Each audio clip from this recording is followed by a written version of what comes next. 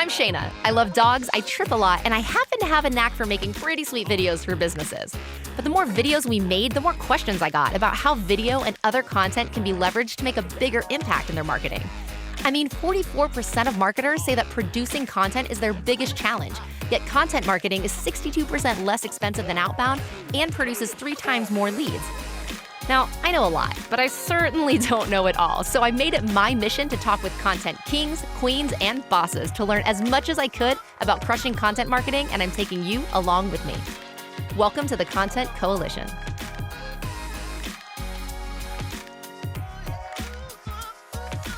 All right, Content Coalition, thanks for joining us again for another awesome episode. We have a super, super cool guest. We have Joe Fier from the Hustle and Flowchart Podcast. What's going on, Joe?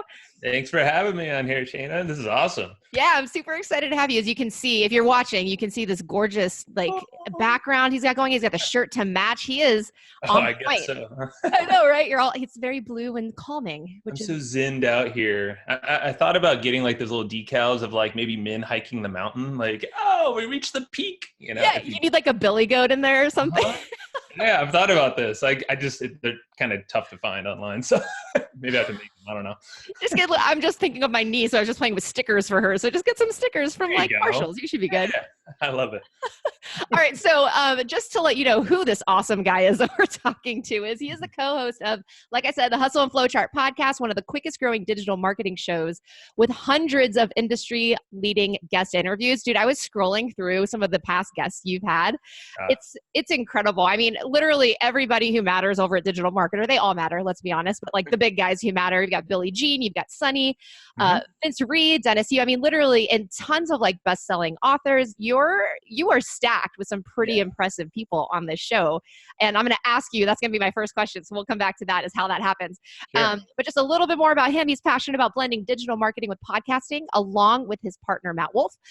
They advise and partner with podcasters to help with discoverability and exponentially better monetization, which realistically is what most people really care about. Let's be honest. Content, right? Right. Well, I'm going to sit in front of this microphone. We got to figure it out. Some people. I know. I feel, hey, there's a lot of people who are hobbyists, and I can appreciate that. And they talk about dogs and, That's okay. I love dogs. If I could talk about my dog all day, man, that would be the jam. But, not everybody cares as much. But so let's just dive right in. How did you get started with the Hustle and Flowchart podcast? Let's hear it. That thing started from just our years of experimenting in marketing. We've been doing this since like 2010, I think, 2009. Matt and I started at the same time working at his parents' company. And we just picked up the Rich Dad, Poor Dad book. And we're like, oh, this whole dollar per hour thing's not going to cut it. So that's where we're like, blogging started around those times. We figured out to monetize that through ads. Back in the day, it was a lot easier, not so much anymore. But so just over the years, we just experiment like crazy, and we love to share those results, with whatever we do. We're just like, we can't help but not to share it. So even some of like these like tricky little advertising things or whatever, it's like, we'll talk about it on the podcast. And usually if there's enough demand, they'll be like, okay, we really need a deep dive on this. But ideally, we just want to give it away for free. It's kind of one of those things with content. It's a weird, like, mental thing. Actually, right at the start of the show, we're like, we don't like the whole paywall thing to, for amazing content, amazing guests, pulling out these strategies. So the Hustle and Flowchart podcast started there. We did some podcasts prior to that kind of got us warmed up, but this one has been about 3 years long or so now. Man, 3 years, and it's weekly, right? Twice a week. Twice a week. Yeah. That's right. You guys are double downing. That's amazing. So then, just because we talked about guests initially and how epic they are, let's just dive in. How do you get great guests to be on your show? Especially, I mean, you're a 3-year-old show. I mean, your guests from way back when were awesome. Like, how do you start that? And also, I got the list of like who your Dream 100 are, and you're not that far off from landing some of these incredible people. So like, what's the strategy behind getting like the coolest people ever on your show? Yeah. So this is something that will, you asked me a little thing at the end of the show. This will so you seeded a little bit of what my idea was, but we can extrapolate that. Really, it comes from us being in connected. It's the network. It's all our network. And like I said, we've been doing this since 2010, and we started with events. the way that we got on scene, it wasn't sitting behind our computer not talking to anybody. It was traveling America when we didn't have a lot of money. We had another job at the same time, and it was just literally going to parties, schmoozing with people like Mike Phil Same and all these launch parties. We would become affiliates a little bit here and there, so you get invited to extra parties. And slowly but surely, I personally, like Matt and I kind of diverted a little bit here and there. I did a lot of consulting work, did a lot of agency, VSL, production, all that stuff. So ended up, a lot of those guys became my clients. So guys like Mike Koenig's, Frank Kern for a little bit. It's kind of like this whole, and I'm in San Diego, so it was very easy to just network and get referred around. And a lot of those folks on the show that we started off were previous clients of mine. Yeah, and Matt then in turn, worked with some people. He did more like the course approach. I did more the agency approach. So we just combined both of those with our contacts. And then with the Dream 100, that's where just like you can do referrals like crazy, and then you just get a bunch of connections. And then that's what we do. It's all about follow-up after our show. Yeah, absolutely. What I found, I don't know that we've ever shared our Dream 100 with anybody. And when I got that list, I was like, oh my gosh, it's so simple, so like effective. Like, hey, do you know any of these people? Because we would love to talk with them. And I'm like, why haven't I shared ours with anybody? Because that's how you meet people, is through asking other people. It was just the simplest thing blew my mind. I got to give credit to Roland Frazier. We're in a mastermind with him here in town. It's just a little personal mastermind with a handful of friends, again, clients and people that we've just grown over the years. And he actually put this idea in my mind because we were talking about TNC. He helps book everybody for traffic and conversion. And he was explaining how he does that. He's like, you realize you can pay for people. And even on a podcast, like their speaker fee is probably going to be less. We don't do this. We don't have to, because like, even if you put it out there, people are typically just like, yeah, just whatever, I'll hop on. And so with that, he was like, create a Dream 100, send it to me and the rest of the mastermind group. And then literally we did that. And we're like, yes, sir, homework assignment. And when Roland speaks, you listen, right? Right. And then it was 20 emails we got, introductions, just blew it all up in one day. I'm like, oh, okay, cool. So I'm going to clear out everything else I had planned for the day. And we got to book these people like ASAP.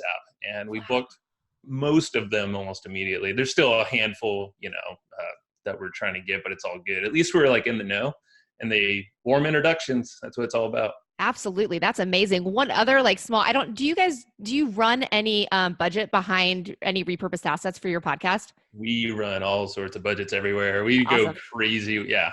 So we could dive into that. Yeah. Well, one thing I was going to mention is a friend of mine, when he first started his podcast, one of the ways that he landed like epic guests straight out of the gates without really having a name in that world was to say, well, first of all, they're finding people who are like promoting something, and everybody's promoting something, right? A book launch or whatever. A book. Yeah. You name it. And they would just say, hey, listen, we will guarantee to get X amount of eyeballs, your chosen audience, out of this episode, or at least like repurposed assets on social media, so that they could then run Facebook ads to the audience that they're choosing. So like that was one way that they were able to like quickly just dial in pretty amazing guests. And then from there it was introductions, same thing, from those guests to other guests. Have you utilized or leveraged like ad spend to get any guests like that, or in any other ways?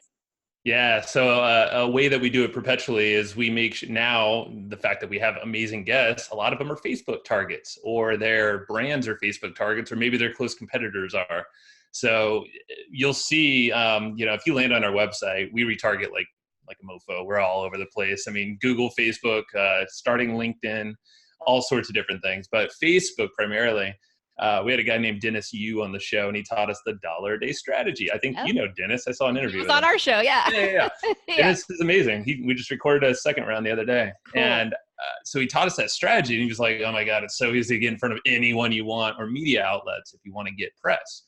And that's what we do. So for digital marketer, rolling all these guys now, we're targeting ads $1 a day, or maybe $2 a day. We're slowly ramping it up depending on the traffic. And we're always putting ourselves in front of their audience, but in return, you can also do that if you're fishing for folks. You can upload emails and do that if you want to do that. A little tricky thing we do is on for our booking link, we actually drop a pixel, a Facebook pixel, and Google. So if we, we get connected, we're like, hey, we use Click Magic for this. And Facebook videos can, guess what? It shows our faces everywhere. So we're like, wait, hold on. I remember that guy from somewhere. Where was it? And it's just, the idea is we're putting our faces everywhere. So we're just top of mind. That was click magic. Is that what you said? Mm-hmm. Heck yeah. yeah. It's We're going to all have to put funny, but yeah. We'll figure that out. And then we will put that link in the show notes because that's something I'm even going to look into for sure. Good. Yeah, right. Okay. So then let's dive into the big question that everybody has is monetization. How, so let's do it two different ways. Like, let's say you have a podcast and you've been running it for a while and you're like, okay, I feel like I'm just doing this for content at this point. Yeah. How does that type of person monetize? And is there a way to, if you're just going to start a podcast, how to dive into that and kind of have that as a game plan towards the beginning? Like, let's talk about. So, the first one being is they kind of have some content out there recording it. And so definitely utilize your current audience, and most likely you're going to have like pools of audiences or ponds that you can kind of like fish in. And that's where we start with everything. So, email list, of course, Facebook groups, all these different things. And the way that we're always trying to get them on an email list. It's all about the follow-up. And I know it's the old adage of internet marketing, but still it's like, no, that's podcasting too, or any content. And the thing with podcasting, I'll just say that specifically, most people don't do that. They just send them to a sponsor, which sponsorships, a little debunking if people don't know, they pay on average $20 per 1,000 downloads, and it's dropping because advertising opportunities are all over the place for these people, and there's more flooding. So that means rates are going to drop. Right. And there's a lot more supply of podcasts and shows out there now. So we have a sponsor now, but we created a package. So what we do is we utilize all of our different audiences that we have available to. So we look at ourselves as like a media platform. So we have the podcast, we have email, we have banners on our website. We have a physical newsletter with a community we send out every month. So what I'd suggest is someone with content is figure out where you can monetize these audience pools and then lump them together as a little sponsorship package. And then you get away from that CPM, that dollar per download rate, because it's BS. You don't want to play that game because, to be honest, you're not going to make money unless you're like Joe Rogan. Well, good luck with that. Yeah. And Godspeed. Been at it for a long time. Yeah. Yeah.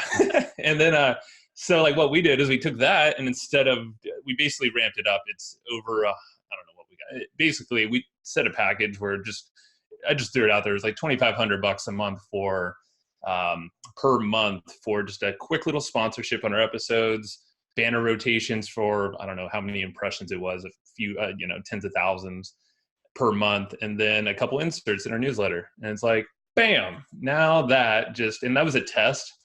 And they agreed to something like 2 or 3 months of that. We're like, well, shit, that was found money. And I actually told Roland that too. And he was like, good work. Yeah. Pat on the back. So that's what I would suggest for someone who has audiences and has content out there and some influence. It's worth money. That's why these Instagram influencers can monetize, but they're doing it with protein powder or whatever instead of freaking money. Right. So, right. Yeah, be smarter than that. For sure. And speaking of like having plugs in this show, this is this total like sidebar. I hear them all over the beginning, in the middle, as like, let's just literally just stop talking right now and talk about whatever the product or service is. Is there a best practice or anything that's like more effective than other ways to plug inside your show? Yeah, I mean, I like the best person who's doing ads right now, I think, is Conan O'Brien. If you ever want to listen to his show, it's epic. It's amazing. He just makes fun of it because he's like, well, I'm going to pay for my beach house now, so let's do this. And you hear seagulls, like they do an overlay of seagulls in the background, and he just makes fun of it. He's like, yeah, I'm making money off of you right now, but or off of them at least, whatever. And I would suggest to do it at the beginning. The end. The end's not worth that much to folks, but in the beginning, that's where folks, if you can make it lighthearted like Conan, like and you can listen to ours too. We strive to be Conan, but let's be honest, it's him. And if you can interweave like stories and lessons and all that stuff into an ad, but do it in the beginning, I would say, and not string it out too long. We go like 30 seconds maybe is a good ad spot. And then we try to just, build value in everything we do. And people dig it. And it's hard to track and people are skipping through, but it's definitely effective because that's where our lead gen offer, we have CTAs to go download our own stuff too. Right. So, and that works effectively. So, and yeah, So, if that's the way that you're able to track it, you're seeing action, then something's working, right? right. Yeah.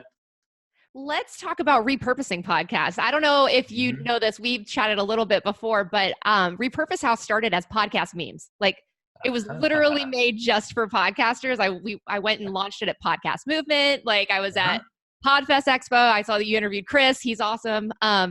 Are you And going to podcast movement too? I won't be there this year, but I know. Yeah. We That's I our just first time we're going this year. Yeah. It's a great conference. It's funny because we just celebrated last week. Last Tuesday was the 1-year anniversary of the first day of it last year. Yeah. And that was like the unveiling of this business to like the world for the first time. So we had our little celebration and all that fun stuff. But yeah, so like it was initially for podcasters to be able to take their audio content and use it for social in like a great, really effective way. How are you doing that for yourself and teaching other people to do that for their own shows? So this is a good one too. We have a spin-off podcast from our main show, Hustle and Flowchart. We have a show that ironically enough, we're at Podfest talking to some other pretty big podcasters. They get millions of downloads on their stuff. And their show is actually derived from reading blog posts. And so actually that's a little shout out their Optimum Living Daily. If you want to check out, they have like 7 shows and it's literally all reading other people's blog posts that they get permission from. And they get a lot of downloads per month. I don't know if I'm allowed to say how many, but it's millions and it's a lot. So check them out. Like that's a great repurposing. Just totally came to mind right there. But we were sitting with them having like a lunch during Podfest. And we were talking about this concept of like, hey, we should create bite-sized chunks of our show because our show is usually an hour long. It's not driving time, like you were saying this year.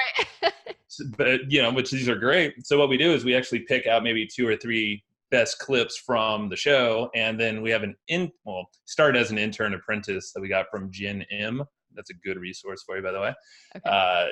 And we hired him now to run this show exclusively. So he'll pull clips there, and now the show is called Hustle and Flowshorts. And that name was actually confirmed by those Optimum Living Daily guys. They're like, oh yeah, that's the name. And then of course we're just sending it, like they were like in some beach shop in Orlando or something, that like there's a beach there. And they're like, hey, look at these hot pink shorts, like Hustle and Flow Shorts. And we're like, okay, cool. It's the name. That's the name. So that's our repurposed show 100%. And we don't touch it at all. It's they just take the recording. We use Headliner, I believe. There's a million tools I'm sure that are out there now, and or they could use you, I'm sure. So, but that, he adds an intro, which has sponsorships on there, sponsorships meaning more affiliate marketing for us. So, which is how I would go if you're trying to sponsor or monetize a show, just do like a mock sponsorship. And and then that's pretty much the show, and it's starting to grow. It's about 5 months old now. Wow. So you're literally just taking your existing content and turning it into a completely new show. 100%, and it's a 5-day-a-week show now. So now we have the frequencies bumped up, and you get different listeners like in different types of formats. So it's cool. That's super cool. Right on. And so how are you promoting that to new listeners, new potential listeners? That one, to be very honest, we're not doing a good job at that, but we mention it on the main show and then also in our newsletter. So it's like light promotions. They're more of a passive kind of approach. We don't even have a great website for it. You can Google it and find it, but it's growing. But I think that it's more folks from our main show listening to that or hearing about it. Yeah. And, because we'll maybe every couple of episodes we'll mention it. So it's not like a heavy, it's not a main focus, but we probably should. I bet there's some legs that we could probably do on that thing, run some ads and stuff. You could do your Conan style plug for the new show. Why not, right? It's so fun. So then obviously you have a great listener base for the longer form show, the Hustle and Flowchart. What do you do to get new listeners for that show? Ooh, we do a bunch of stuff. So our number one traffic source is SEO for the blog as a whole. So it lives on evergreenprofits.com, which existed prior to, that's like our, I guess, umbrella company or whatever you want to call it. No one really knows that name now, but the show's within there under the podcast tab. So it has a lot of SEO juice. And what we do for each show is we have the person's name that we interview and then some kind of title. And we optimize the heck out of their show notes as best we can. We're going to start adding in more transcription-y blog post type things where it's like naturally read. So that'll be another spin-off from the show. SEO is amazing. So like we've been able to rank for Richard Branson and our friend Christine McDaniel's name. We interviewed her and she actually was able to get Richard to write a foreword for one of her books. And we just happened to be SEO'd perfectly because no one else had that. So it was just interesting. We got like massive spikes of traffic because inherently we just snuck into the crowd of Richard Branson, and I think it was like a combo of other keywords, but that's when we're like, oh, SEO. Okay. That's huge for discoverability. We do a lot of PR. We'll outreach to blogs who do like those top lists of podcasts, business podcast, marketing shows. We'll talk to them. Usually we'll get inserted in there. We don't have to pay for it. It's just like, hey, I think we would be a good fit. And more often than not, they're like, yeah, sure. Just do the write-up for me and I'll insert it in there. I'm like, and it's easy because you go to Google and, you see, okay, type in best whatever podcast or best whatever YouTube channel, maybe if you're a YouTuber. More often than not, you can just leverage the Google ranking of that podcast or blog post already, and then just insert yourself in there. I mean, that's an organic way. You could run ads. We do a lot of that. Starting on Reddit now, there's a lot of cool movement there. Subreddits. We literally have like a laundry list of like 30 or 40 different things we're always experimenting with. So. Wow, that sounds odd. And the cool thing about experimenting with so many different things is that like marketing is ever evolving and digitally. So it's like to just lock and load onto one thing or two things that work really well is scary because who knows what it's going to be. One can go away. And then, right. Yeah, exactly. Well, right on. Well, I know that we're approaching the end of a car ride. So I wanted to make sure that we had enough time to talk about the one implementable thing that anybody listening or watching can do in the next 48 hours without a massive budget or a team of like 100 people. Perfect. So you already teed me up earlier with the Dream 100. So I'll break that down quickly. That thing is just a Google sheet. That's all it is. So you saw it. And hint, we actually use Click Magic for this too. So if, well, maybe I'm jumping ahead. Hold on. Let's start with the Google sheet.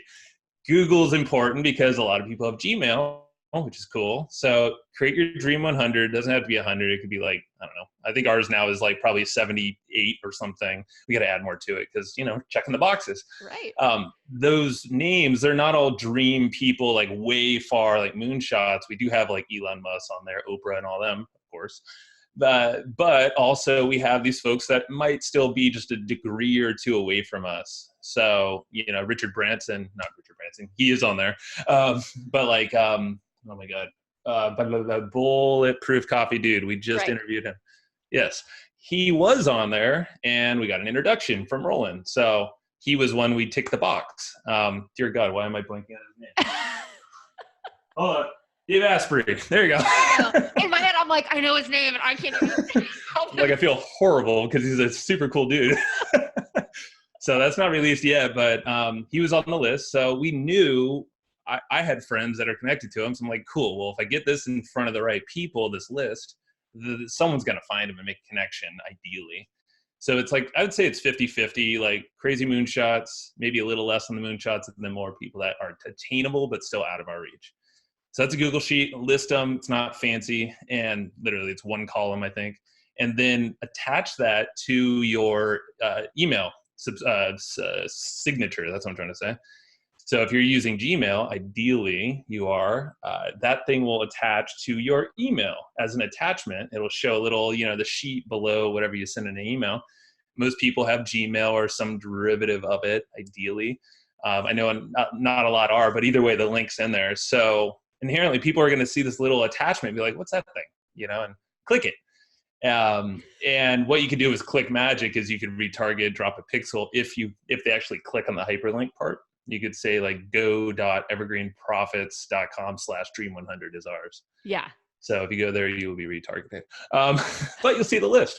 And you can just make a copy of the list. If you want to just swipe our names, that's cool. But I would suggest making your own. And literally just send that out to your network. Like send it out to any masterminds, any friends that you might have connections with. Send it out. Use that pool of people that have that know you and trust you, and we'll just make connections. That's all it is. It's just an ask. Or even like just not even a real hard ask either, which is so It's just there. or not even ask, and you could send emails, and the thing's freaking, it's an attachment. So people are curious. Like what we do, and every time a podcast episode goes live, we ask them in there, hey, maybe you know someone, but even just any communications, usually they're curious enough. And they're like, hey, I was snooping around on your list. I know this guy or gal, whatever. So you said it's in your signature, right? Mm-hmm. So are you like, hey, do you know any of these people, or do you have like a little CTA next to it, or how's that? Or is there some random link? I think it says like, check out our Dream 100. Like it's underneath, I think, our website, it's like that link and then there. And I think that's just curiosity driven enough. People are like, what's a Dream 100 if they don't know? And they click it and like, oh, interesting. And you can put a little description on top to explain what it is inside the spreadsheet. I love that. Oh my gosh. That's a super cool and not unexpected like action item. I dig that. Yeah. And again, credit to Roland Frazier. I did not come up. I came up with the whole like put it in the signature, and then literally it was a mistake that it even attached. I was like, oh, that's even better. So, Gmail, please don't take that away. Oh, right. That's amazing. Well, hey, and it's one thing to get it suggested to you. It's quite another to implement it. There you go. And then fall into something awesome like an attachment just happening. True. That's great. Yeah. Well, Joe, thank you so much. This has been awesome. I had a great time. So thanks for fluffing up my awesome Wednesday. I said this earlier. It's actually Thursday. Gotcha. I have no idea what day it is. Okay. But thank you so much for coming, guys. Thank you for watching and listening. There's a couple of places that you can go and connect with Joe. Right now, actually, he has a special offer for you guys. It's a surprise. So we're not going to tell you. Because he totally knows what it is, we swear. I have an idea, but it's going to be a mixture of like some kind of freebie derivative of our show. It's going to be marketing related or a traffic driven thing. We talk a lot about traffic, how we drive that. So either way, you're going to get a lot of cool stuff for free. So. Or you're just going to land on the page and it's going to be a GIF of a dancing cat in his Dream 100 list. I don't know. Yeah. We're going to find out, but you're going to go there because now you want to know, right? That's right. That's going to be at hustleandflowchart.com/content. We'll have the link in the show notes. If they want to check out the show, check out what you're up to, how can people connect with you? So we're on all the podcast channels, platforms. You can just look up Hustle and Flowchart or the Hustle and Flowshorts if you want the shorter version. And evergreenprofits.com. You can see everything we're up to there. Awesome. Or you can land on any of their pieces of content and get retargeted like crazy. So yeah, but just learn and implement in the process. So it's a case study. Let's just say that. I love it. Well, thank you, Joe, again. Have an awesome day, guys. Thanks so much. And we will be chatting with you next week. Thank you so much for checking out this episode of the Content Coalition. Now, whether you're listening or watching, make sure that you subscribe to the YouTube channel and to whatever platform you're listening to it on, because you're not going to want to miss out on the incredible things that I'm learning with these amazing content marketing pros. So make sure you subscribe, and we will talk to you next week.